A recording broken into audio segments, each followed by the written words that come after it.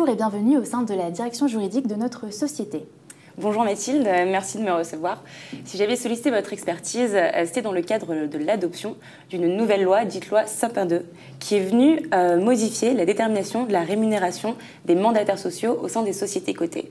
Donc je me demandais si en tant que dirigeant, cette loi me concernait et pour quelles raisons cette loi était intervenue. Alors, vous n'avez pas entendu notamment de l'affaire Carlos Ghosn chez Renault l'année dernière.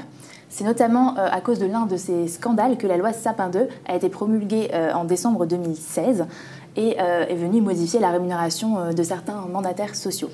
Donc, il y a eu l'instauration d'un nouveau régime, qui est le nouveau régime de Say on Pay, et qui est prévu par l'article 161 de cette loi.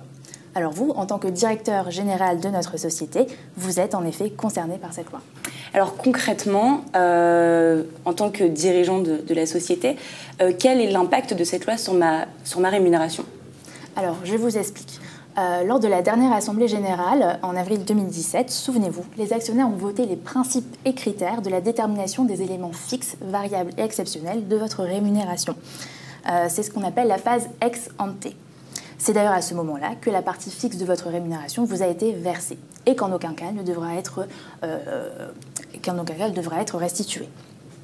Ensuite, lors de la prochaine Assemblée générale, qui aura donc lieu en 2018, les actionnaires voteront ou non l'approbation du versement des montants variables et exceptionnels qui composent votre rémunération. D'accord, donc si j'ai bien compris, en 2018, lors de la phase ex post, les actionnaires pourront approuver ou non le versement de cette part variable et exceptionnelle de ma rémunération. Alors concrètement, qu'est-ce qui se passe en cas de désapprobation du versement de cette part variable et exceptionnelle? Alors ici, donc, deux cas sont à considérer. Soit les actionnaires approuvent l'attribution des rémunérations et par conséquent les montants variables et exceptionnels vous seront versés. Soit les actionnaires désapprouvent l'attribution des rémunérations et dans ce cas-là, les parties variables et exceptionnelles ne vous seront pas versées, tout simplement. D'accord, alors j'ai une autre question qui me vient à l'esprit.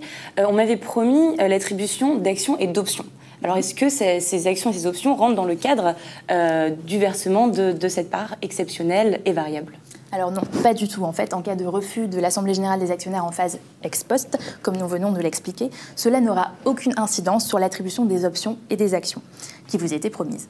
En fait, seul le versement d'argent sur les montants variables peut être refusé. D'accord.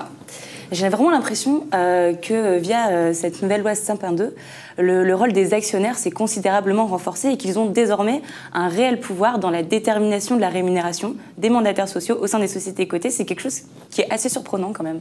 Alors oui, en effet, je comprends tout à fait votre étonnement. En fait, depuis cette loi, la France se dote notamment d'un des régimes les plus stricts au monde. Et en fait, en conclusion, depuis la loi Sapin II, nous sommes passés d'un vote consultatif des actionnaires à un vote contraignant. Merci beaucoup Mathilde pour toutes ces informations. Je pourrai dormir plus sereinement ce soir. Merci à vous.